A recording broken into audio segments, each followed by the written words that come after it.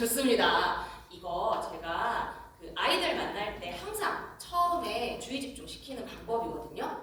왜냐하면 우리가 사실상 만나서 이야기를 할 때 아이 컨택 잘 안 해요. 그리고 한국 문화상, 정서상 이렇게 보고 얘기하면 어때요? 공격한다고 생각 들어요.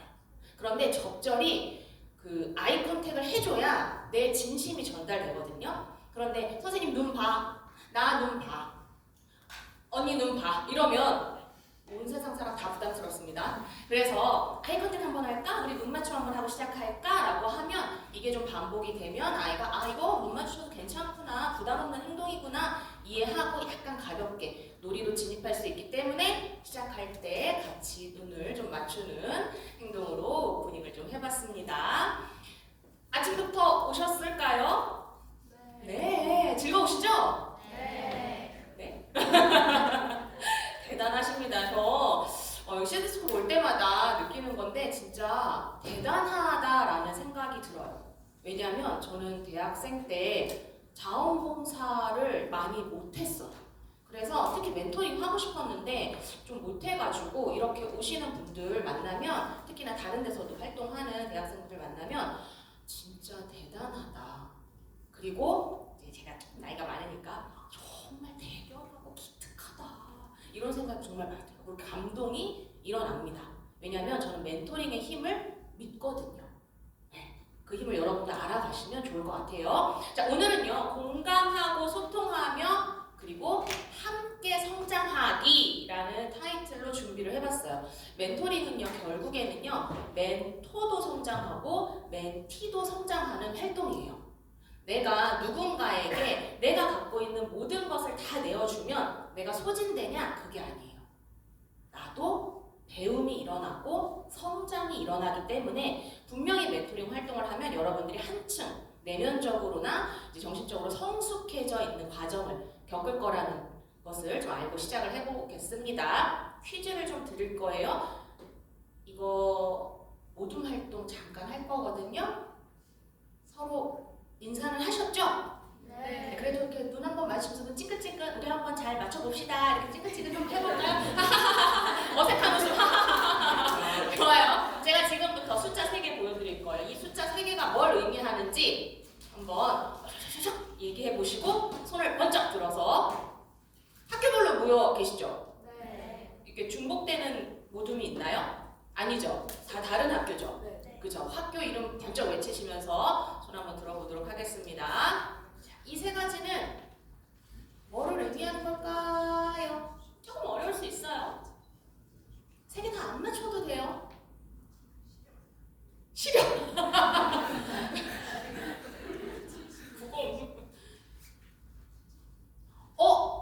90. 이것만 가만히 보고 계시면 안 되는데 지금 모둠에서 저게 뭘까? 1.5가 뭘까? 76이 뭘까? 이거 하셔야 되는데.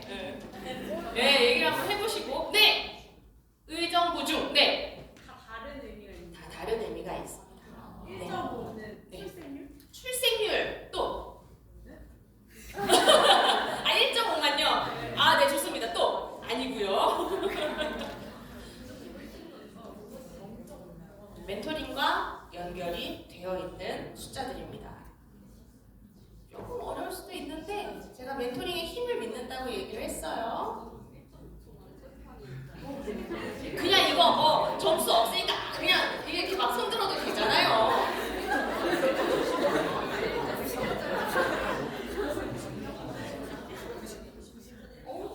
어디요? 거기 어딘가? 예, 여기 어딘가요? 경민중. 여중. 경민여중. 의정부에 있는 경민여중. 그 91만 말해도 될까요? 예. 활동 일수? 활동 일수. 아, 네. 좋아요. 아니고요. 네. 의정부중. 1.5초가 첫인상이 결정되는 시간. 아, 첫인상이 결정되는 시간 1.5초. 네, 아니고요. 네. 조금 어려울 수도 있어요. 네. 한 팀만 더 받아볼까요? 지금 마음속으로는 되게 어렵네. 이게 뭘까? 뭘까 궁금하다. 어렵다. 그렇지만 이건가 저건가 하는 반짝반짝한 눈 너무 좋습니다. 알려드릴게요. 별건 아닌데요. 자, 봅시다.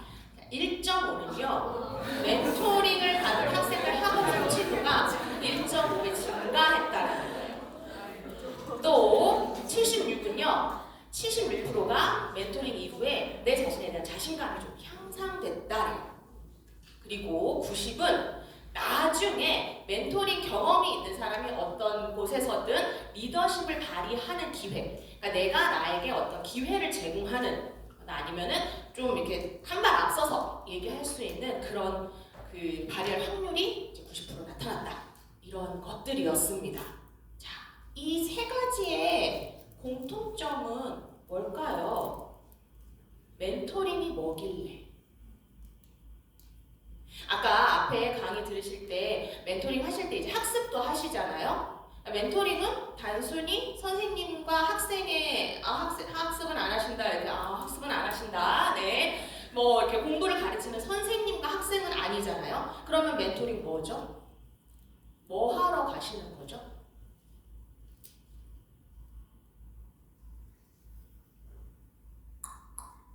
계세요? 멘토링은요. 정서적 만남을 하러 가는 거죠. 정서적 만남이 계속 이루어지면 관계가 어떻게 되죠? 깊어질 수밖에 없죠. 관계가 깊어지면 우리는 신뢰감이 생기죠. 신뢰감이 생기면 제가 성함은 모르지만 우리가 멘토링 활동을 꾸준히 했어요. 그래서 우리 둘이 신뢰감이 생겼어요. 그래서 내가 믿는 사람이라고 느껴지는 거예요. 그러면 우리는 흔히 쉽게 이걸 뭐라고 하죠? 예? 친하다고 하죠. 친해. 나 누구누구 선생님이랑 친해. 누구누구랑 친해. 내 편이야. 이 사람은 내 편이야. 아무 조건 없이 나를 든든하게 지지해주는 사람. 나의 무엇 때문에 나를 좋아해가 아니라 그냥 정서적으로 나를 지지해주는 땅 같은 존재라는 거죠. 멘토링 그거 하러 가시는 거예요. 그래서 학업 성취도가 왜 올라갔냐? 그냥 뭐 이런 거예요. 집에서 정서적으로 관계가 좋은 사람은 부모이죠. 일반적으로. 그러면 그냥 나는 너가 성적이랑 상관없이 그냥 너 자체가 너무 좋아라는 거를 부모님들은 우리에게 주고 있어요. 정서적인 어떤 뿜어줘요. 그러면서 네 성적이 어떻든 나는 너를 응원해. 나는 너가 건강한 게 좋아. 너가 좋아. 그래 하고 뭔가 조금 잘못한 일을 했을 때는 좀 따끔하게 이제 가이드를 해주시는 그런 관계가 됐을 때 내가 성적표를 집에 가져올 때 무서워서 이거를 막 못 가져간다거나 뭐 이렇게 주눅드는 일은 없다라는 거예요. 그러니까 성적으로 나를 본다가 아니라 그냥 나 존재로서 인정한다. 그러면 내가 점수가 무엇이 됐든 어느 정도 오르면 그냥 나를 그냥 좋아한다. 그냥 정서적으로 나를 좋아한다. 그러니까 정서적 지지를 받은 사람들은, 학생들은 결국엔 학업 성적이 올라갔다. 이거를 얘기하고 있습니다.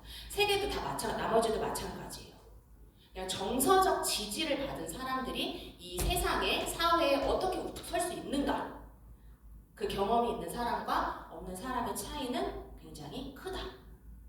라는 얘기를 할 수가 있습니다. 그럼 여러분 멘토링 마지막 나는 어떤 멘토링 해야 될까요? 만나서 뭐 해야 될까요? 같이 어떤 시간 보내면 될까요? 어떤 거에 초점을 가지면 좋을까요? 끝나고 우리는 나는 멘토링 활동 다 끝나고 종결을 했을 때 이번 멘토링 어땠다 라고 나한테 뭐가 나오면 좋을까요? 나는 어떤 멘토가 되고 싶을까요? 이런 것들을 질문을 계속 가져가셔야 돼요. 활동 중심, 활동도 물론 중요하지만 나는 어떤 영향을 주고 싶지? 어떤 걸 이 친구한테 내가 좀 내어주고 싶지? 끝나고 나는 이 멘토링 활동을 통해서 어떤 걸 얻고 싶지? 이런 걸 끊임없이 생각하셔야 돼요. 그래야 정말 알찬 멘토링 활동을 했다라고 할 수가 있습니다. 이 질문을 계속 가져가셔야 됩니다. 어디 가시죠?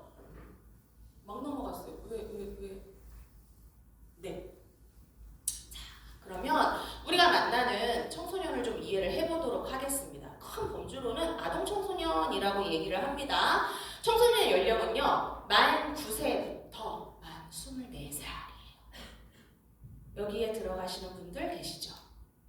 그쵸? 그쵸? 대부분 그럴 것 같아요. 그럼 이것의 장점은 뭘까요?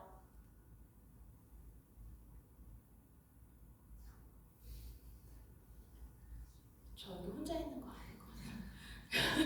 장점은 뭘까요? 범위가 넓은 거. 좋아요. 또 내가 청소년이면서 내가 또 청소년을 만나. 그쵸? 이것의 큰 장점은 뭘까요? 그쵸? 친밀도가 금방 상승될 수 있죠. 왜? 우리는 같은 문화를 공유하고 있기 때문에. 그래서 공감도 깊게 일어날 수가 있죠. 단순한 예로 제가 현재 13살 친구를 만나면 요즘 문화 잘 모르겠어요 라는 생각으로 한 번 걸러서 이런 건가 생각하고 공감을 하죠. 그런데 여러분들은 그거 나도 봤어. 너도 그런 거 관심 있어? 야, 그런 것도 있더라. 쉽게 공감할 수 있다는 장점이 있어요.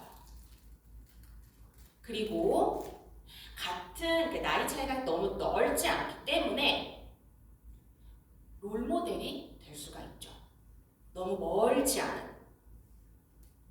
그래서 그냥 쉬운 예로 명절에 가족들, 사촌 언니나 오빠 만나, 대학생 사촌 언니나 오빠 만날 때 저는 어렸을 때 그렇게 좋더라고요. 뭔가 대단한 사람 같고 TV에 나온 누구보다 뭔가 멋있고, 사실 뭐 하는지 잘 모르는데 그 나이 때 그 전공이 뭔지도 모르지만 뭔가 멋있어요. 명절 때 학교에서 좀 늦게 온대요. 대학교에 뭐가 일이 있다고. 이러면 뭔가 멋있어.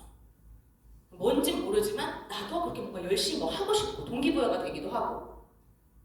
가깝기 때문에 그런 배움을 좀 깊게 느낄 수가 있어요. 그런 장점이 있습니다. 그러면 그건 큰 장점인데, 그럼 또 넓게 이 사회가 현재 아동 청소년을 어떻게 보고 있는지를 한번 이해하고 가셔야 돼요. 저는 대한민국 사회는 점점점 더 여러분들을 포함해서 아주 힘든 사회라고 생각을 하거든요. 없어지지 않는 그 경쟁 문화, 여러분도 포함될 것 같아요. 경쟁 문화 때문에 현재 나이 어린 친구들은 더 심합니다. 그리고 심지어 사회에서 그 아이들을 어떻게 보고 있는지를 짚고 넘어가셔야 돼요. 왜냐면 좀 이따 설명드릴게요. 요런 보이세요? 글씨? 요런 단어들 들어보셨죠? 무슨 리니, 잼민이 뭐 이런 거 들어보셨죠? 무슨 충, 급식충. 제가 수업하러 갔다가 수업 끝나고 강의가 끝나고 그 청소년들한테 중1 친구들한테 질문 있으신 분 손 들어보세요 라고 하니까 어떤 친구가 손을 솔박 들었어요. 그러니까 저쪽에서 질문충. 그래서 이거 뭐 그냥 다 붙이는 건가? 이런 생각이 들었어요. 이 말 왜 할까요? 서로가.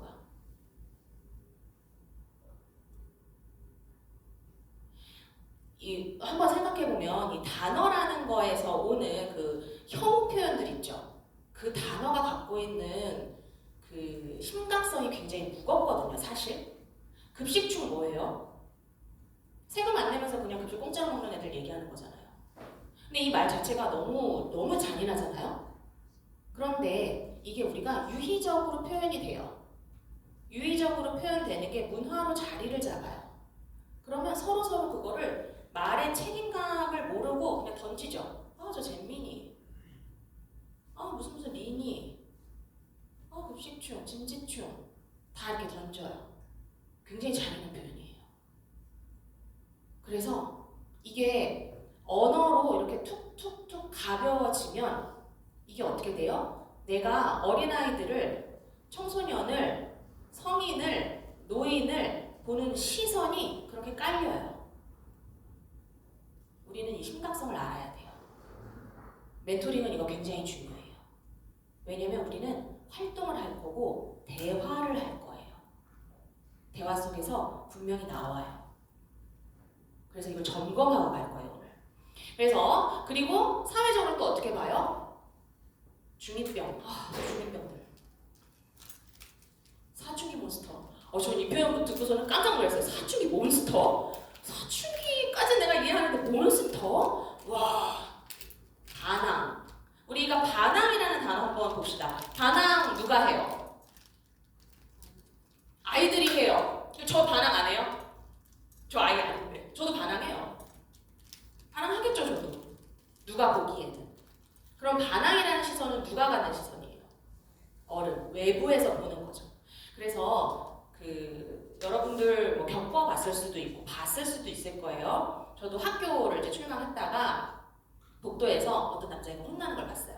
그래서 선생님이 너 왜 반항해? 저 반항 안 했어요. 이게 반항이야. 아니에요. 이게 반항이라고 이 말을 계속 주고받는 거를 들으면서 제가 지나갔거든요. 얼마나 답답할까요? 자기는 아니라고 하는데. 그래서 우리가 질풍노도의 시기야. 감정적으로 조절이 안 돼. 사춘기를 그렇게 얘기하죠. 폭풍 같은 감정이 휘몰아치는. 반항하고 있네. 뭐만 하면 중2병. 이거는 다 누구의 시선이죠? 외부의 시선이에요. 어느 누구도 난 사춘기니까 라고 하고 활동 안 해요. 어느 누구도 나 중2병이니까 하고 안 해요. 그런데 우리는 그런 시선으로 아이들을 보는 문화가 자리 잡았죠. 사회적으로도 그렇게 봐요. 그리고 뭐 돼야 한다. 뭐가 되고 싶니? 너 꿈 뭐야? 너 직업 뭐 하고 싶어? 이러려면 이거 해야 돼. 라고 해서 그거에 관심을 막 가져서 나 이런 사람 될 거야. 야, 나 그런 부분에 대해서 알아. 라고 좀 잘난 척처럼 하는 것 같은 것으로 보이면 외부에서 또 뭐라 해요? 너 뭐 돼? 이런 얘기 하죠. 그럼 어떻게 하라는 걸까요? 그래서 청소년 아이들한테 지금 가장 중요한 거는 정서적 지지예요. 이런 밑바탕이 없이 뭐가 돼야 한다. 꿈 크게 가져야 한다. 꿈 크게 가져가지고 막 그거에 막 아는 척을 했더니 뭐 돼? 이런 얘기하는 거 난감하죠, 참. 그래서 정서적 지지를 하러 멘토링 하는 거다. 내가 만나는 이 친구만큼은 내가 이 친구의 편이 되어줄 거다 라고 생각하고 만나러 가시는 겁니다. 그리고 현재 사회, 한국 사회는 청소년들을 이렇게 바라보고 있다라는 걸 인식하셔야 돼요. 그러면서 나는 어떻게 아이들을 바라보고 있는가 점검을 해보시겠습니다. 청소년 하면은 뭐가 떠오를까요, 여러분들? 여러 가지 떠오르겠죠. 만약에 내 이제 말 안 듣는 남동생, 여동생이 있어요. 뭐 이런 것부터 한숨부터 나올 수도 있고, 그냥 방금 조금 전에 얘기했던 문화적인 이미지가 나에게 어느 정도 흐르고 있을 수도 있고. 그런데요, 입장 바꿔 생각해보면 쉬워요. 내가 지금 청소년이에요. 내가 지금 중1, 중2, 중3, 고1, 고2 이거 이래요. 그런데 누가 나를 중2병, 사춘기 몬스터, 반항하는 시기 이렇게 보면 어느 누구도 유쾌하지 않아요. 기쁘지 않습니다. 성장하고 변화하는 존재예요. 가능성이 큰 존재죠. 그 입장으로 만나면 얼마나 무궁무진함이 있는지 몰라요. 재밌잖아요. 어떤 반응이 나올지 모르니까. 거기서 오는 독특함을 개인적으로 발견할 수도 있고, 그거를 잡아서 우리가 활동을 구성할 수도 있고, 관심을 설계할 수도 있고, 내가 솔루션을 제공해 줄 수도 있는 거예요. 그래서 그 가능성을 보셔야 돼요. 그리고 어디에 초점을 맞춰야 하는가? 만나는 대상들이 인간은 다 결핍이 있죠. 정서적 결핍이 있을 수 있고, 어떤 집안에 무슨 결핍이 있을 수도 있어요. 다 결핍이 있는 존재예요. 그런데 이게 한쪽으로 치우쳐버리면 어떻게 돼요? 얘가 환경이 그래서 안타깝다. 로 보면 안 되겠죠? 그쵸? 또는 이럴 수도 있어요. 아직 어려서, 순수해서 잘 몰라. 이것도 안 돼요. 아직 어려가지고 우리 반응을 이렇게 하더라고 잘 몰라. 이렇게 보면 안 돼요. 팩트 그대로 보셔야 돼요. 아 이럴 때 이렇게 반응하는구나. 가능성 작은 거를 크게 봐주시는 거예요.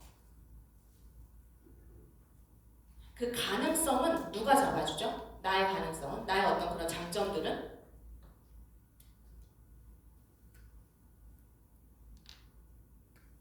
제가 어렸을 때 저는 합창부를 좀 했었어요. 그런데 저는 그 합창부를 하기 전까지는 제가 노래에 관심이 있는지 뭐 하는지를 몰랐어요. 그래 저희 담임 선생님이 너 합창부 해라. 왜요? 너 하는 거 같아. 노래 할 수 있는 거 같아. 저 잘 모르는데 들어가서 배워. 할 수 있을 것 같아. 하고 들어갔어요. 그랬더니 합창부 선생님이 너 음치는 아니구나. 그렇구나. 박치도 아니야. 그렇구나. 그리고 너 목소리가 커. 그렇구나. 저의 장점을 그 음악에 대한 장점을 누가 계속 발견해주고 있어요? 외부에서 발견해주고 있죠. 내 장점 내가 몰라요. 내 가능성 내가 몰라요. 그래서 그걸 계속 캐치를 해주셔야 돼요. 멘토는. 관찰이 중요하겠죠. 그래서 균형감이 중요해요. 이 친구를 어떻게 볼 것인가. 그런 시선을 갖는 거 중요합니다. 그리고 내가 생각하는 이상적인 청소년이 있을 거예요. 청소년은 어떻게 해야 되고, 바르게 자라야 하고, 있을 것 같아요. 각자가 살아온 인생에서 그 기준이라는 게 있을 것 같아요. 그런 거 일단 다 내려놓으세요. 그냥 내 눈앞에 앉아있는 이 친구를 있는 그대로 보시는 겁니다. 정보가 없다 생각하고 하나하나씩 수집하세요. 이 친구한테. 그게 편견 없이 보는 거예요. 아까 이제 마지막 그 말씀에서 그 일지 같은 거 쓰실 때 추측하지 말라고 했잖아요. 그거 굉장히 위험해요. 그 있는 그대로 팩트. 궁금하면 확인해 보시면 돼요. 그래서 이럴 것 같다도 위험하죠. 이랬을 것이다도 위험하고요. 이랬다. 그냥 팩트 그대로 보는 거. 그리고 내 앞에 앉아있는 이 친구가 좋은 청소년이에요. 세상에 안 좋은 청소년은 어디 있겠어요? 다 좋은 청소년이죠. 그래서 있는 그대로 보는 거 굉장히 중요합니다. 그리고 조언자는 아니에요. 여러분, 같이 성장해 나가는 거예요. 제가 가장 그 애니메이션들 중에서 가장 좋아하는 애니메이션이 여러 가지가 있는데 모아나거든요. 모아나에게 배를 항해하는 법, 별을 보고 방향을 나아가는 법을 알려주는 존재가 누구죠? 마우이. 그 옆에 이렇게 큰 사람 있잖아요.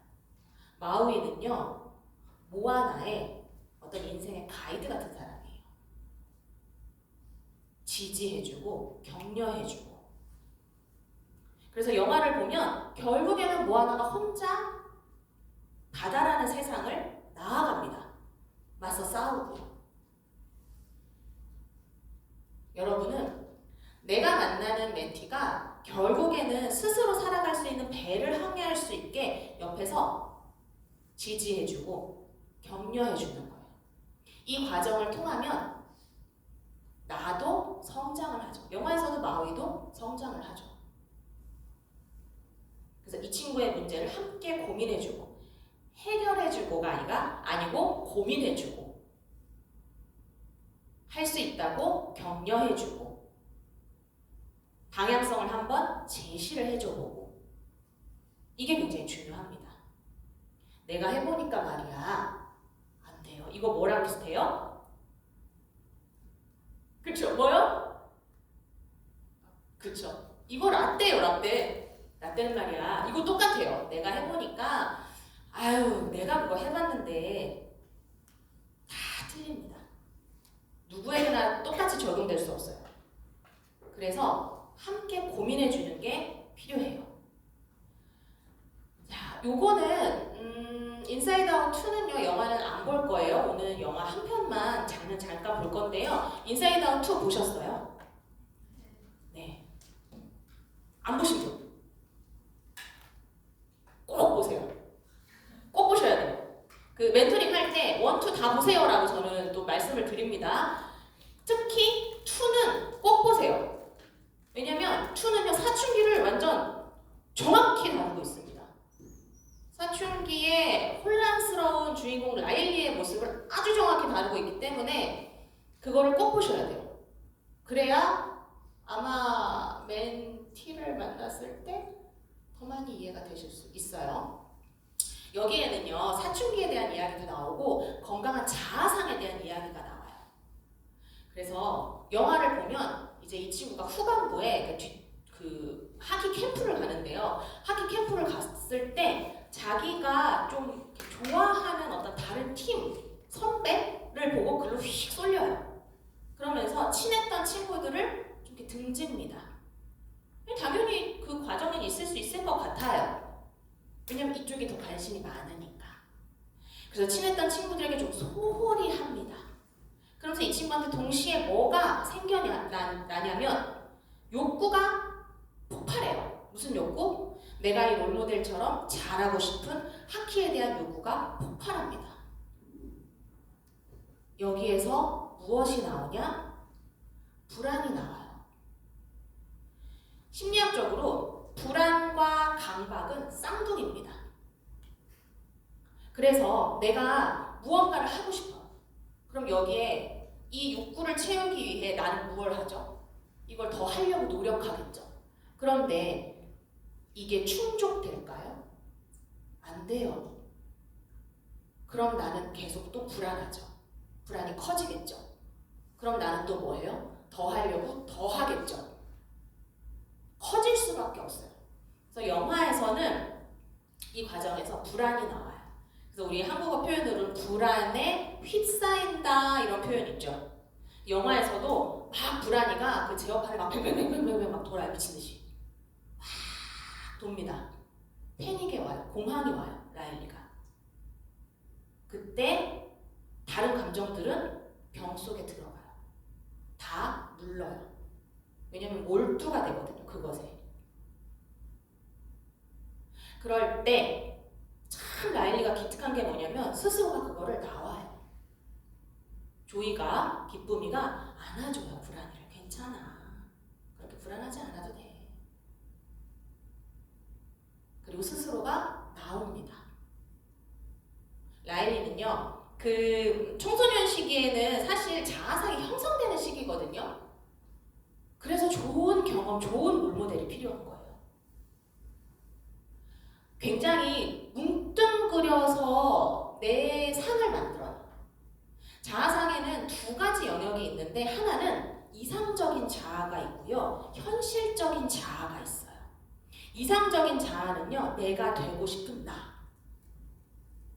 현실적인 나는 현실에서 내가 가능한 어떤 영역에서의 나. 이거예요. 영화에서 라일리는요. 좋은 사람 되고 싶은 거예요. 이거 굉장히 모호하죠. 좋은 사람이라는 기준은 뭐예요? 라일리는 모든 면에서 만능인 걸 원했던 것 같습니다. 하키를 잘하는 좋은 사람. 주변 사람들이 또 기뻐하고 내가 뭔가 친구들한테 잘하고 좋은 사람. 근데 이게 구체적이지 않으면 굉장히 인간은 힘들어요.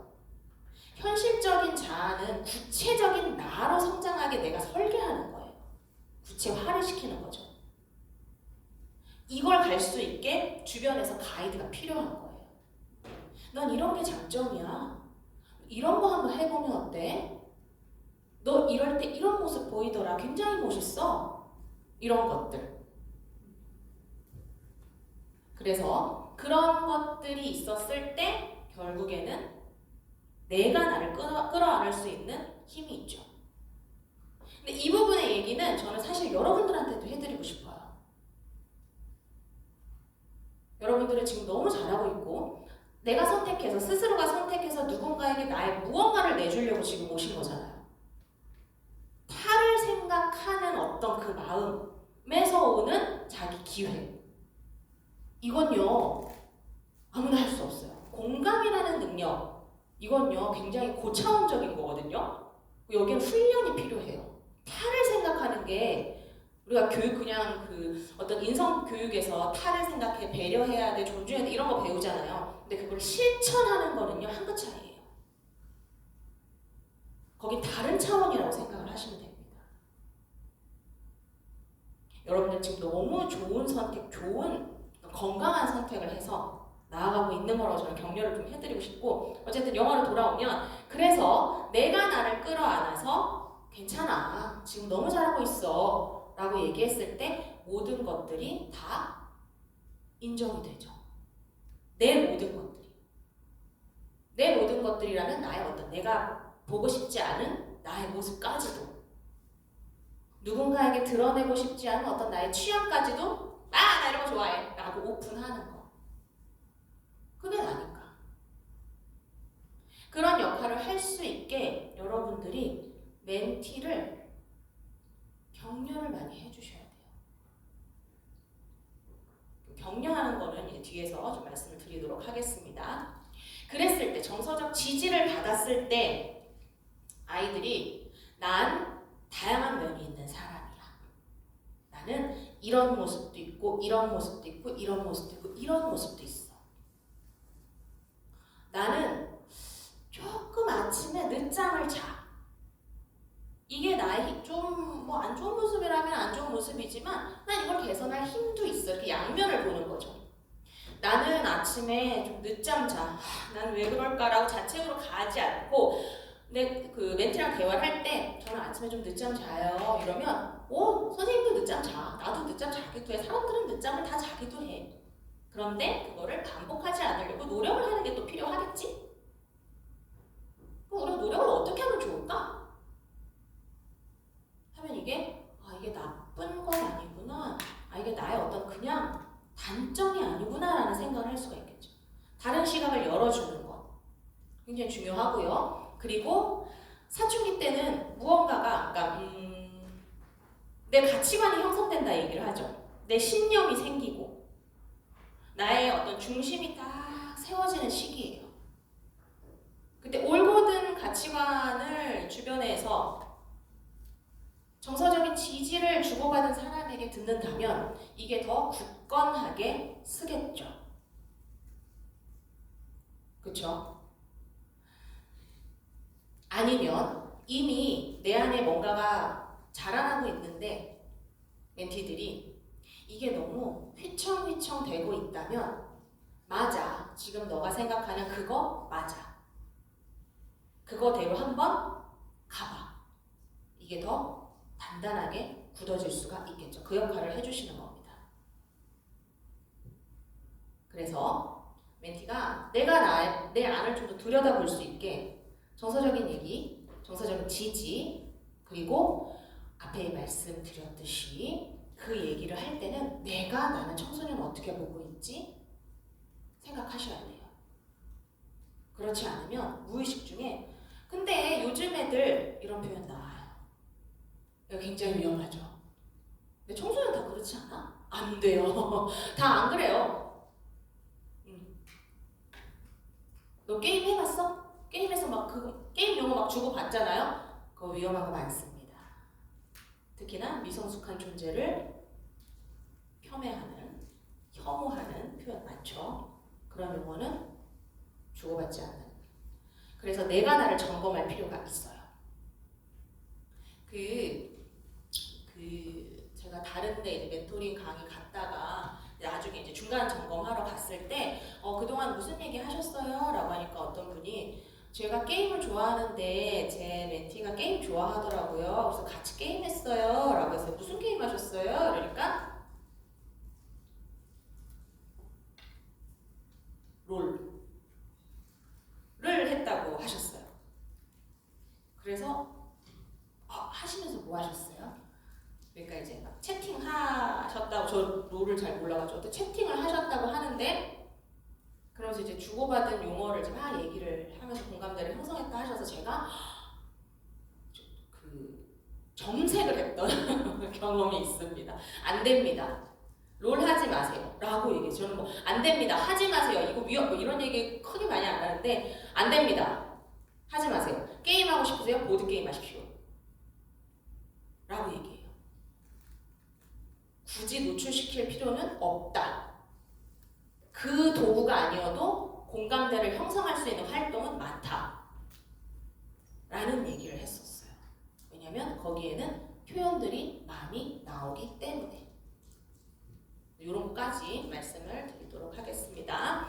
그래서 우리가 한 번 만났을 때 계속 그 꾸준히 몇 회기를 하잖아요. 그때 지속 할 수 있는 관계, 그 핵심 요소들은 요 5개가 있는데요. 처음에 만나서 이제 신뢰감을 형성하면서 우리가 약속을 정해야 돼요. 그래서 모든 활동은 OT가 굉장히 중요해요.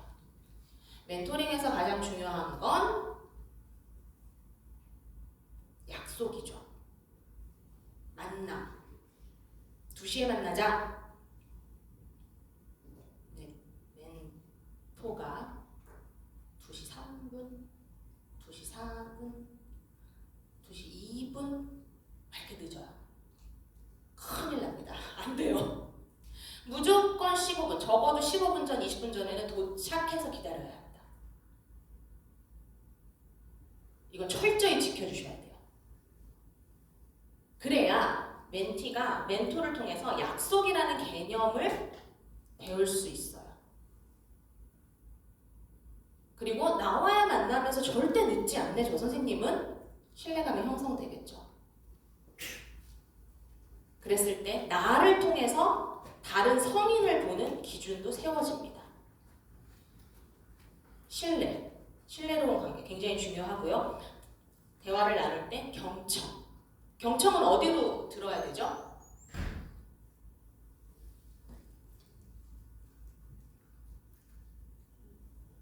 마음으로 들어야죠. 마음으로 들어야 공감할 수 있어요. 마음으로 들어야 해요. 어떤 것을? 이미지로 얘기를 하면 이 친구가 나에게 어떤 얘기를 입에서 글씨가 도로도로도로도로 나오잖아요. 그런데 글씨 이면에 있는 이 친구의 이야기를 들어야 돼요. 이 친구가 이 얘기를 나한테 왜 할까? 이 말의 속뜻이 뭘까? 를 이해하셔야 돼요. 그게 이해가 안 되면 물어보면 됩니다. 선생님이 이해했을 때는 어떤 것 때문에 이렇게 얘기하는 것 같은데 맞아? 너가 혹시 지난번 그 일 때문에 이렇게 얘기하는 걸까? 내가 좀 더 이해해보고 싶어서 그래. 이렇게 확인하는 차원이 필요하죠. 그러면 멘티는요, 왜 이렇게 꼬치꼬치 캐물어가 아니라 나를 좀 더 알고 싶어서 물어보는 거구나. 이해하고 술술술술 얘기를 하죠. 경청은 마음으로 듣는 거예요. 그리고 소리로 나오는 이 소리 이면, 말하는 거 이면에 이 친구가 왜, 뭐 때문에 이 얘기를 하지? 를 보시고 이야기를 해주셔야 됩니다. 그리고 지속적인 피드백, 이건 리액션이에요. 비언어적 리액션 뭐 있어요? 그쵸? 고개 끄덕이는 거. 또 표정 있죠? 표정. 진짜. 있죠? 표정. 또 호흡 있죠? 호흡. 오. 인간은요 90% 이상을 비언어로 소통을 합니다. 말로 하는 건 별로 없어요. 누가 나 진짜 이래서 힘들었다 얘기했을 때 그냥 마음이 녹는 것 같은 느낌.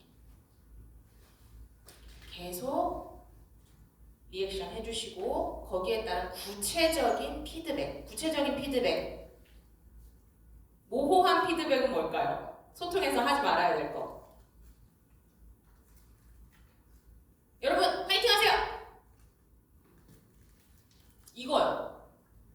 파이팅! 이거요. 열정을 가지고 하십시오. 이거요. 열정 뭐 어디 있어요? 잡히지도 않는 뭐 구체적인 기준도 없는데.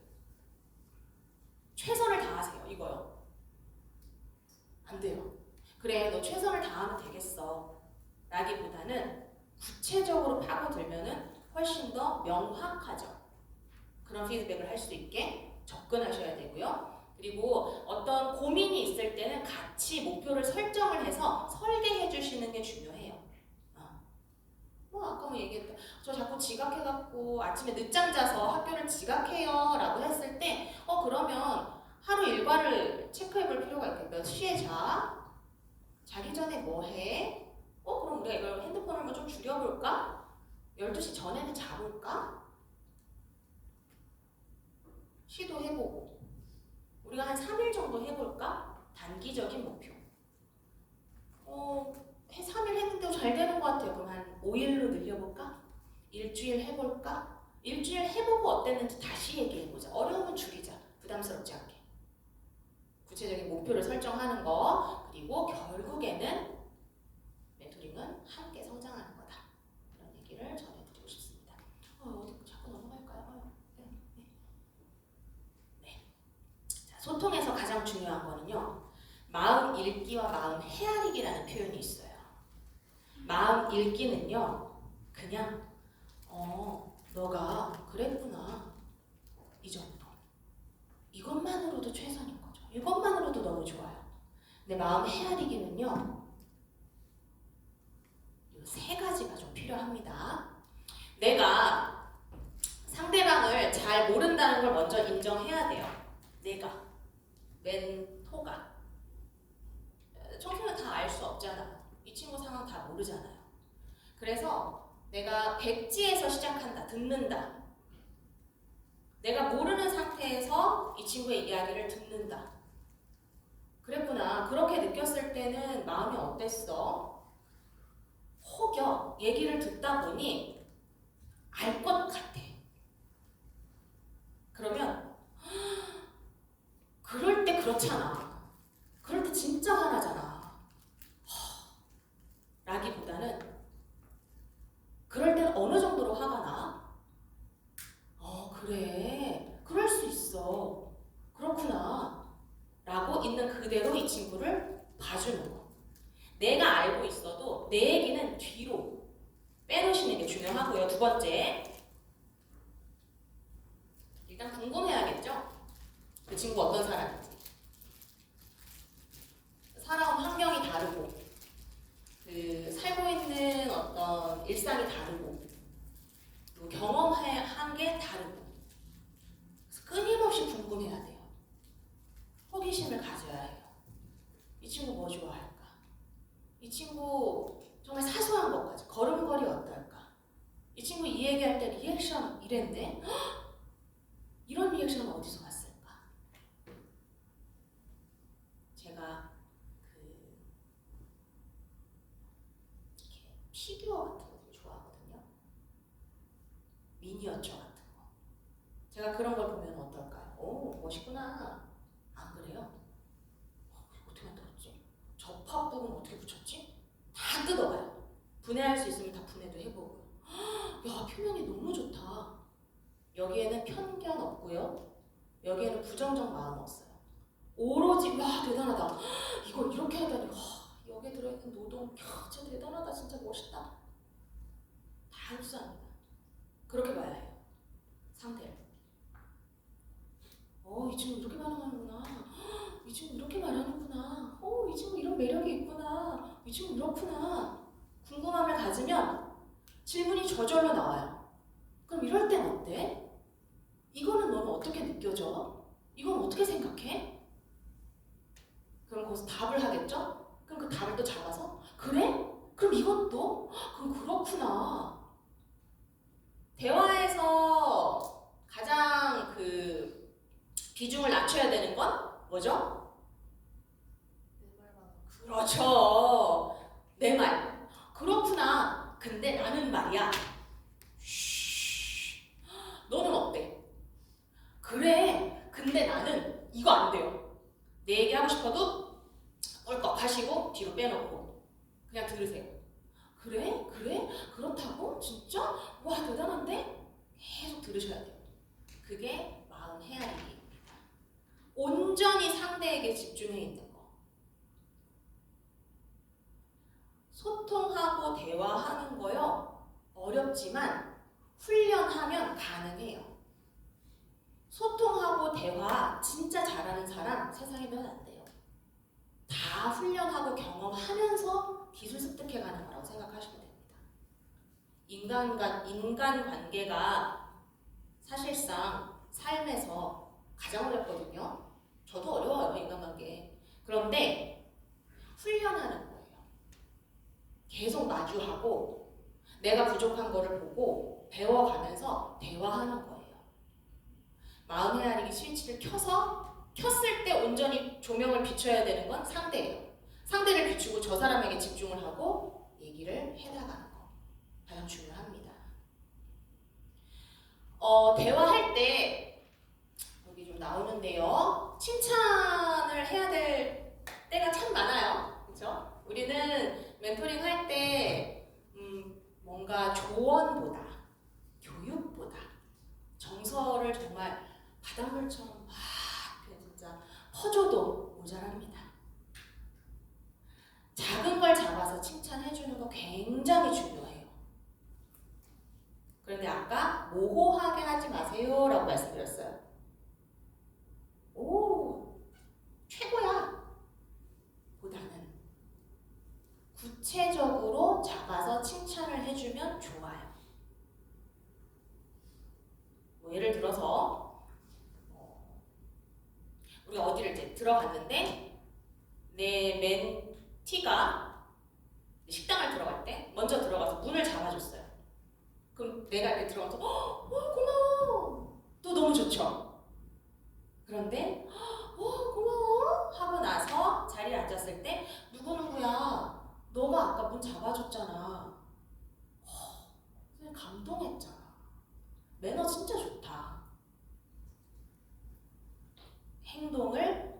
구체적인 행동을 칭찬하고 거기서 내가 느끼는 걸 얘기하는 거. 그럼 거꾸로 이 친구가 이걸 듣고 이 행동이 누군가에게 이러한 감정을 느끼게 하는 행동이구나가 이제 인식이 되겠죠. 그게 횟수가 이런 대화가 반복되면 내가 그런 행동을 하는 사람이구나. 내 이 행동이 매너가 있게 보이는 거 내 안에 그게 있구나 라고 정착이 되겠죠. 그래서 칭찬을 할 때는 좀 더 구체적으로 해주시는 게 중요하고요. 거기에서 내가 상대방이 무엇을 느꼈는지까지 얘기를 해주면 더 좋아요. 거기까지는 좀 어려울 수 있으니까 어쨌든 구체적인 행동을 칭찬해주는 거. 우리가 대화할 때 너 항상 이렇게 활짝 웃어주거든? 그럴 때마다 나 진짜 너무 좋아. 선생님 기분이 너무 좋아. 고마워. 이런 거. 구체적으로 얘기를 해주는 거. 그리고 아까 비언어적인 리액션. 그러니까 입장 바꿔 생각하면 진짜 편해요. 내가 누구랑 대화할 때 상대방이 팔짱 끼고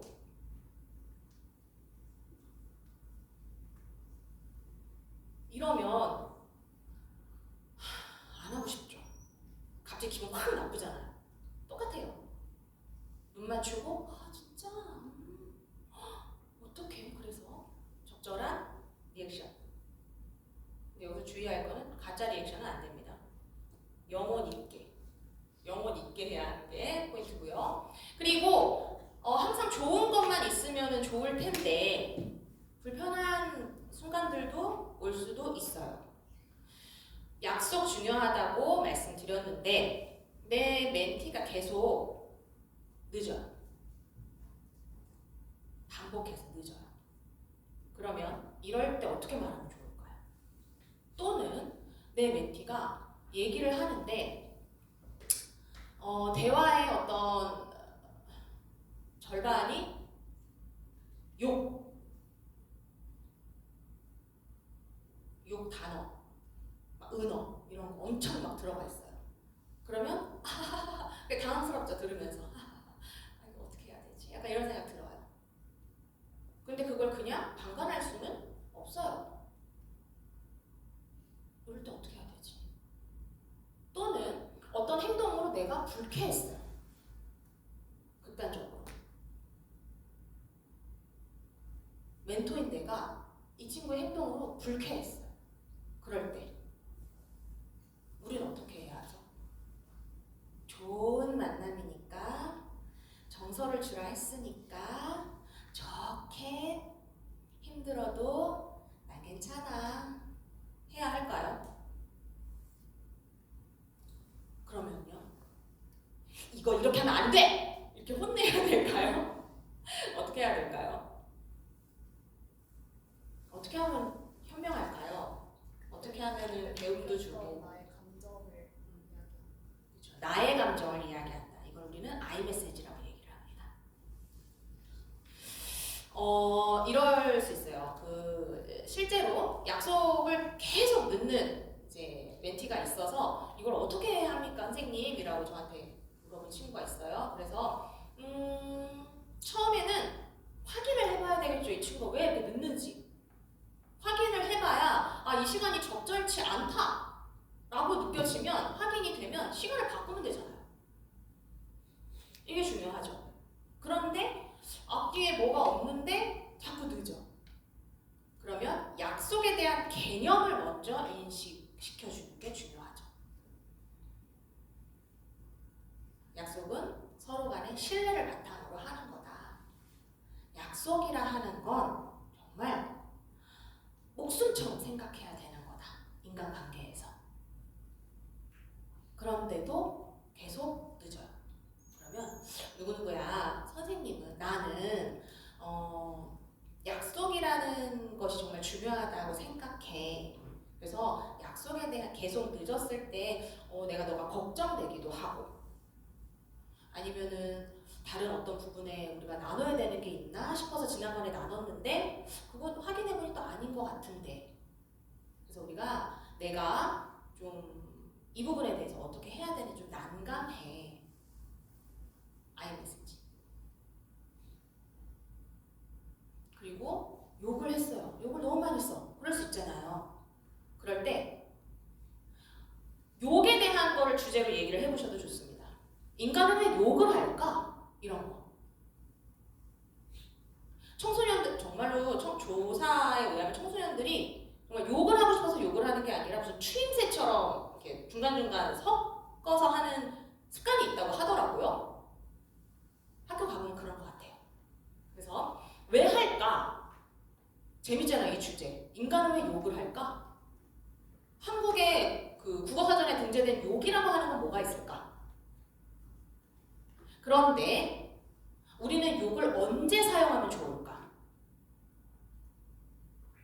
욕이라는 거는 보통 사람이 불쾌할 때 사용을 하잖아요. 기분이 나빴을 때. 그리고 공격의 도구로 사용을 하죠. 근데 우리가 만나는 이 자리는 그런 자리는 아닌 것 같아. 그럼 우리는 어떤 언어를 써야 할까? 그리고 욕을 사용하면 불쾌하고 불편했구나는 이해는 되는데 정확하게 너가 어떤 감정이었는지가 내가 체크가 안 돼. 그래서 정확한 감정의 언어를 쓰는 거에 대한 얘기까지 할 수가 있겠죠. 나는 그렇게 생각해. 그리고 마지막으로 정말 내가 어떤 불쾌함을 느꼈을 때, 그럴 때도 아이메시지. 나는 이 행동이 좀 어려웠어, 마음이.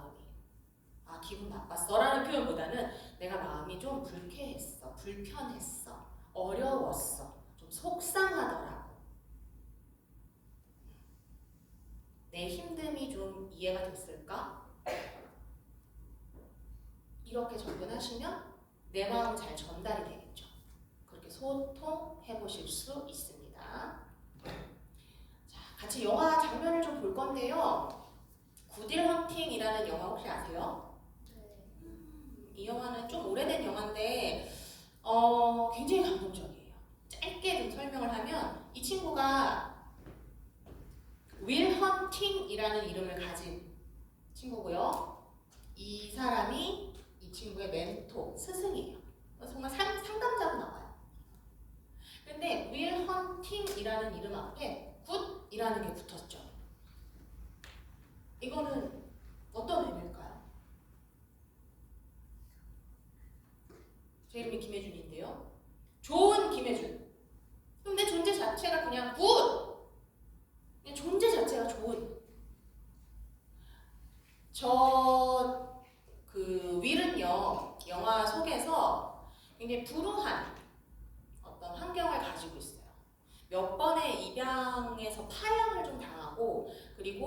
그 부모의 학대를 당해서 상처가 많은 아주 마음에 가시가 많은 날선 친구예요.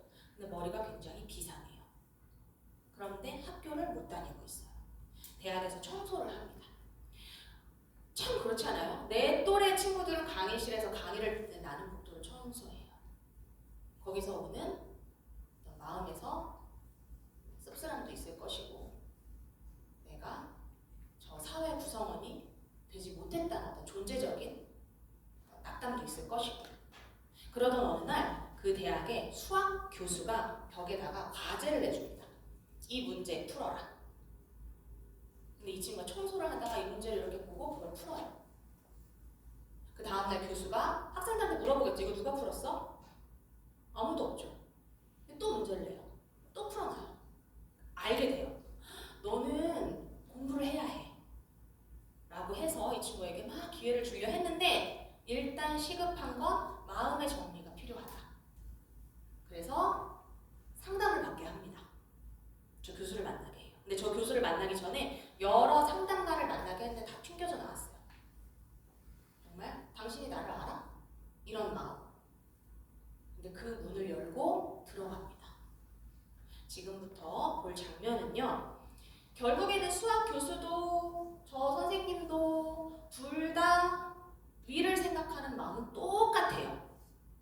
근데 수학 선생님은 공부를 해야 해. 그쪽으로 나가야 돼. 그게 너가 살 길이야. 이 선생님은요. 마음으로 먼저 접근해야 돼. 그래서 둘이 똑같이 위를 생각하는 건 똑같지만 마음을 막 둘이 막 투닥투닥 싸우는 모습이 보여지는 와중에 윌이 나타납니다. 그런데 뭔가가 해결이 돼요. 관계가 더 깊어지는 순간을 마주하는데요. 그 장면을 좀 보도록 할게요. 장면 보여주시면 됩니다.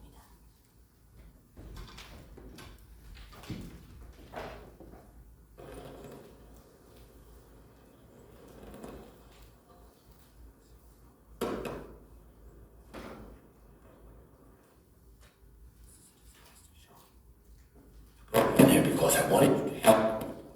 Not about him I how. know what I'm doing with the boy. I don't care if you have a rapport with the boy. I don't care if you have a few laughs even at my expense, but don't you dare undermine what I'm trying to do here. Undermine. This boy is at a fragile point right now. I do understand he is at a fragile point, okay? He's got problems. Well, what problems does he have, Sean? That he's better off as a janitor, that he's better off in jail, better off hanging out with a bunch of retarded gorillas? Oh, why do you think he does that, Jerry? Do you have any fucking clue why? He can handle the problems. He can handle the work, and he obviously handled you. Jerry, listen to me. Listen. Why is he hiding? Why doesn't he trust anybody? Because the first thing that happened to him, he was abandoned by the people who were supposed to love him the Oh, most. come on, don't give me that Freud. All right, no, listen, Jerry. And why does he hang out with those retarded gorillas, as you call them? Because any one of them, if he asked them to, would take a fucking bat to your head, okay? That's called loyalty. Yeah, it's very touching. And who's he handling? He pushes people away before they have a chance to leave him. It's a defense mechanism, all right? And for 20 years, he's been alone because of that. And if you push him right now, it's going to be the same thing all over again, and I'm not going to let that happen.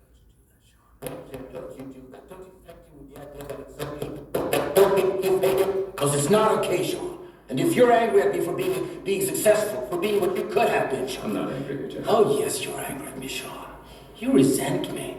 But I'm not going to apologize for any success I've had. You're angry at me for doing what you could have done, but ask yourself, Sean.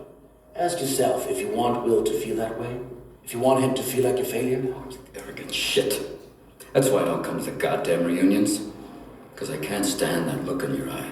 You know, that condescending, embarrassed look. You think I'm a failure. I know who I am. And I'm proud of what I do. It was a conscious choice. I didn't fuck up.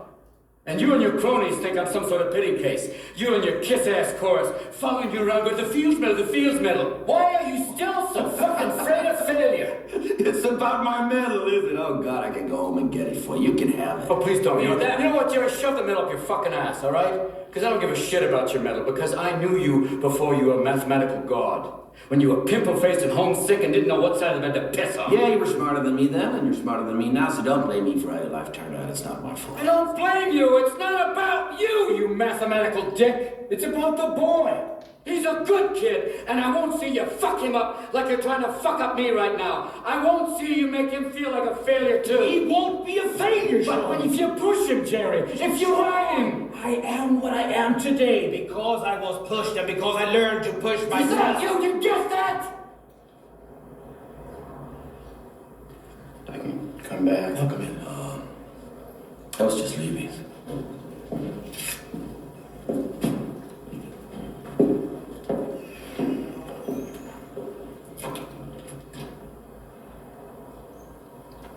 A lot of that stuff goes back a long way between me and him. You know, not about you.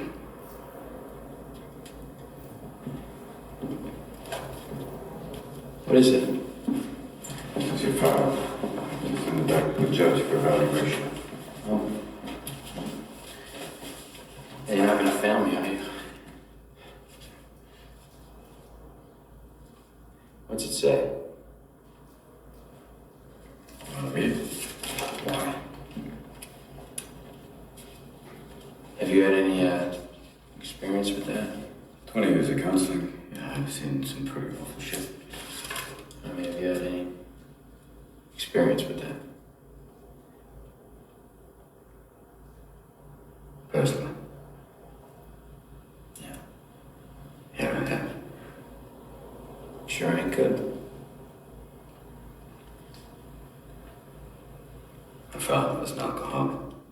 Mean fucking drunk. Come home hammered, looking to wail on something. Oh.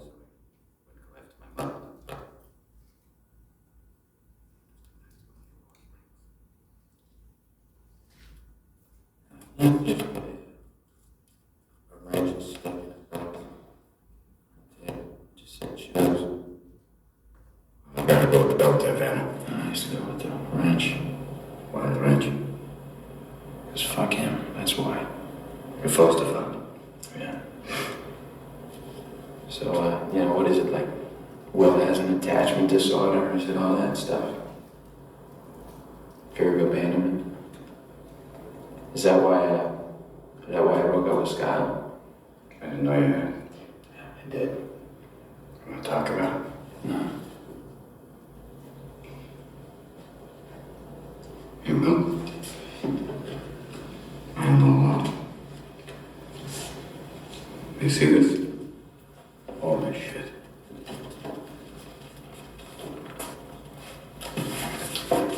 It's not your fault.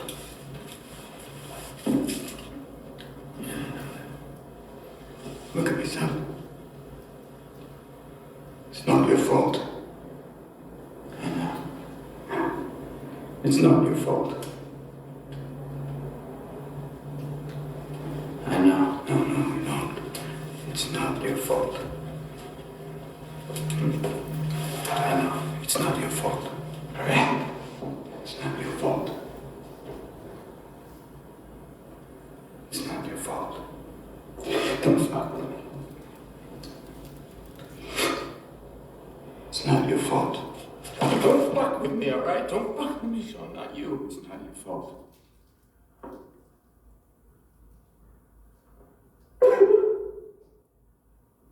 It's not your fault.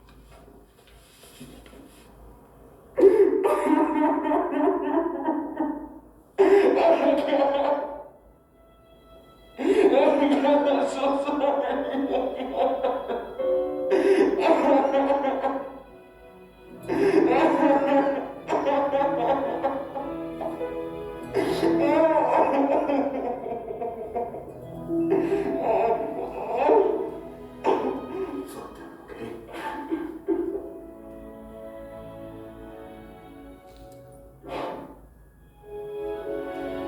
네, 여기까지 보겠습니다. 잘 보셨어요? 네. 그냥 저 친구의 개인 사과가 저 친구의 잘못으로 이루어진 거는 아니죠. 그런데 어떤 내 삶에서 뭔가가 잘못됐을 때 보통 사람들은 물론 타인을 택하기는 하는 사람들도 있지만 아이들은 대부분 내가 뭘 잘못했나로 봐요. 영화에서도요, 두 선생님들이 물론 위를 생각해서 토닥토닥 싸우긴 하지만 그 모습을 봤을 때 미리 나 때문에 싸우나 존재적으로 가져가요. 여기서 우리는 멘토링을 가져온다면, 그래서 멘토링 하실 때는 밝아야 합니다. 긍정, 환함. 그런 경험 있지 않으세요? 학교, 고등학교, 뭐 중학교 때 저는 있는데, 저희 담임선생님 오셔서 갑자기 교탁에 출석부를 팡 하고 놓으셨어요. 하고 우리를 한번 쓱 봐요. 그럼 그때 뭐 잘못했나? 이런 생각을 한단 말이에요. 잘못한 게 없는데. 갑자기 나의 삶을 되돌아봐요. 내가 뭐 했지 오늘? 우리 반이 뭐 했지? 이건 뭐냐면, 내가 지지하고 있는 어떤 존재가 좀 내가 생각하기에 좀 어렵다, 부정적이다, 좀 어둡다, 이런 것이 보여지면 이 화살이 스스로에게 갑니다. 그래서 멘토링 하실 때는 밝아야 해요. 안녕, 어떻게 왔어? 뭐 어디 있다 왔어? 밝음을 유지해 주셔야 돼요. 텐션을, 밝음을, 내가 에너지를 10으로 가져갔다. 10으로 유지해 주셔야 돼요. 금방 캐치합니다. 어느 날은 10, 어느 날은 5, 어느 날은 3, 7, 5 막 이러면 이 선생님 약간 들쭉날쭉하다. 나랑 만날 때 이런가? 이렇게 갈 수도 있어요. 그래서 영화 방금 보셨을 때 이 친구가 딱 들어왔을 때 눈치를 보고 나가려고 했죠? 그리고 선생님이 너 때문이 아니야 라고 안심을 시켜줬어요. 그래서 밝게 가셔야 된다는 거, 긍정적으로 가셔야 된다는 거. 그리고 영화 장면에서는요, 네 잘못이 아니야 라고 했어요. 대화를 나누다 보면은 분명히 내 탓으로 가져가는 경우도 많을 거예요. 자책하는 경우 많을 거예요. 내 존재 자체를 그 채찍질하는 말들을 많이 할 수도 있어요. 그럴 때마다 그거를 잡고 끌어내 주셔야 돼요. 그거는 너의 잘못이 아니지. 우리가 한번 상황을 있는 그대로 한번 봐보자 라고 빼내 주셔야 돼요. 멘토 그런 역할 해주셔야 됩니다. 가능성도 잡아주셔야 되고, 안으로 매몰되는 감정도 끄집어내 주셔야 돼요. 그 경험을 하게 해주셔야 이 친구가 이제 나랑의 멘토링을 안 할 때도 스스로가 이거는 내 어떤 문제가 아니지 라고 밖으로 빠져나오는 힘을 기를 수가 있어요. 그 경험을 시켜주셔야 돼요. 이 영화는 그 장면을 보여줍니다. 네 잘못이 아니야. 너는 존재 자체로 좋은 사람이야. 그런 시각으로 멘토링을 해주시면 되겠습니다. 사회 심리학 개념에 의미 있는 타인이라는 단어가 있습니다. 내 삶에, 각자의 여러분 삶에서 의미 있는 타인은 누구였을까요? 한번 떠올려 보셔도 좋을 것 같아요. 많을 수도 있고, 있었는데 기억이 안 날 수도 있고, 아직은 발견하지 못했을 수도 있고, 여러분들이 멘토링을 하러 가는 건 이 누군가에게 의미 있는 타인이 될 수도 있고 안 될 수도 있어요. 그 친구한테.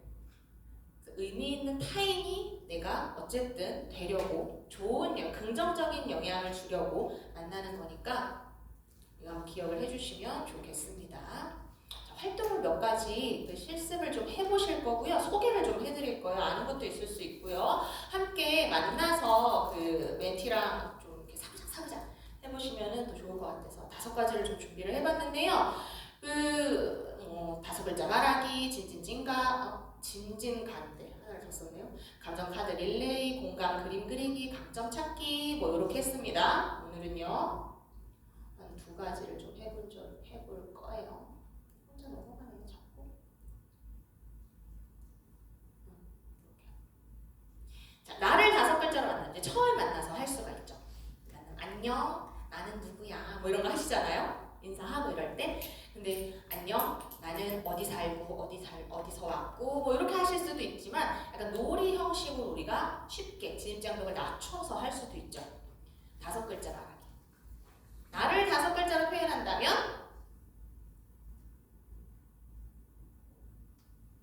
지금 스스로 이제 생각하시죠. 나를 표현하면 뭐라고 할 수 있을까? 자, 이럴 때 초점을 어디다가 가지고 가면 좋을까요? 패셔니스타 이런 거 안 돼요. 그러니까 난 어떤 대화를 나눌 때 쉬워요. 하지 말아야 될 건 뭐냐면 외모. 외모 얘기는 나에 대한 외모 얘기, 타인에 대한 외모 얘기 하시면 안 됩니다. 대화의 초점을 어디에 두느냐. 뭐 또 재력 안 돼요. 재력 뭐 이런 거. 성적 안 돼요. 뭐 만년 전교 1등 뭐 이런 거 안 돼요.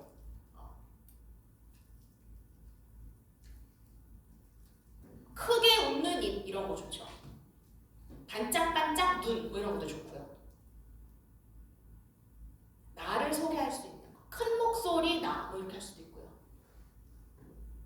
잘 움직이는 몸 뭐 이럴 수도 있고요. 볼래? 나 진짜 유연하다 뭐 이러면서 보여줄 수도 있고. 너도 해볼래? 그래서 외형적인 거, 뭐 방금 말씀드렸던 어떤 성적 이런 거를 어떤 점수 이런 거 빼고 다른 관심사로 나를 소개하면서 물꼬를 틀어가는 거, 대화에 놓고 틀어가는 거 이런 방법이 있을 수 있고요. 진진가, 요거는 해보실 거예요. 요거 아시죠? 진진가. 진짜 가짜 나에 대한 소개입니다. 문장을 쓰는 거예요. 진짜 2개, 가짜 하나. 우리가 놀이로 나를 소개해 볼 건데 우리가 진진가라고 해볼 거야. 그래서 나에 대한 문장 3개를 써볼 건데 2개는 진짜고 하나는 가짜를 해보면 돼. 그리고 나서 진짜에 대한 설명으로 나를 소개할 수가 있겠죠. 근데 가짜도 허무맹랑한 것도 뭐 재미도 있을 수 있겠지만 그래도 내가 조금 관심 있는 거 좀 엮어보셔도 좋을 것 같습니다. 제 거예요. 맞춰보세요. 여러분. 자, 1. 나는 연극 무대에 서본 경험이 있다. 진짜일까요? 가짜일까요?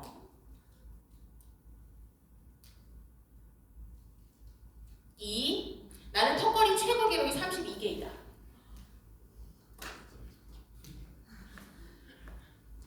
긴가민가 하죠.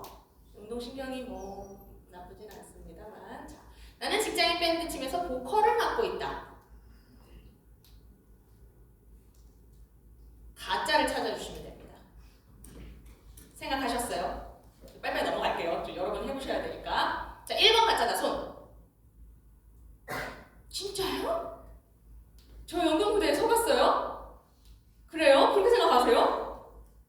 오. 자, 2번 나는 턱걸이 최고 기록이 32개이다. 이거 가짜다. 손. 왜 이렇게 많아요? 저의 지금 체력을 여러분 잠시만요. 다시 생각해 보실 순간을 드리겠습니다. 다시 손 내리시고요. 자, 2번 게 가짜다. 손. 오. 좋아요. 3번 나는 직장인 밴드 팀에서 보컬 맡고 있다. 이거 가짜다. 오, 좋아요. 좋습니다. 선생님 손 드셨어요? 좋아요. 가짜는요 2번이에요. 저는 턱걸이 1개도 못해요. 놀랍게도 1개도 못합니다. 올라가지를 못해요. 안 놀랍나요? 저는 놀랍대요. 네. 1, 2번은 진짜다. 그러면서 이제 1번과 진짜에 대한 설명을 해주시면 돼요. 저는 연극을 전공했고 그리고 아까 이제 합창부의 경험으로 아쉬움이 가수가 되고 싶은 건 아니지만 그래도 취미 활동으로 밴드 보컬을 하고 있습니다. 이렇게. 그러면 만약에 여러분과 내가 이제 멘토링을 한다 했으면 나 공연할 때 한번 보러 올래? 할 수가 있겠죠. 혹시 너는 관심 있는 어떤 취미가 있어? 얘기를 틀 수가 있겠죠. 지금부터 시간은 많이 못 드려요. 그 종이를 한 장씩 드렸을 것 같은데요. 거기에 강점 단어 말고 뒤에 흰 부분에다가 각자 한 장씩 가지시고요. 거기에 이제부터 나의 진가로 하겠습니다. 시간을 좀 줄여서 진가. 진짜 하나, 가짜 하나 적으셔서 이거는 전체 모든 활동으로 해보겠습니다. 둘씩 해볼게요. 두 분, 요렇게 두